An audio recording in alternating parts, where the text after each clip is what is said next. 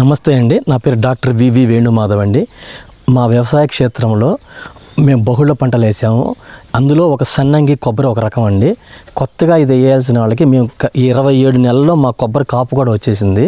కాయ బాగా తీగా ఉంటుంది, తక్కువ హైట్లోనే ఉంటుంది. ఎందుకంటే పెద్ద పెద్ద చెట్లు ముందు ఎక్కేవాళ్ళు కూడా ఎవరు ఉండరు. ఇది దాదాపు 10 years వరకు మనకి చేతికి అందుతాయండి.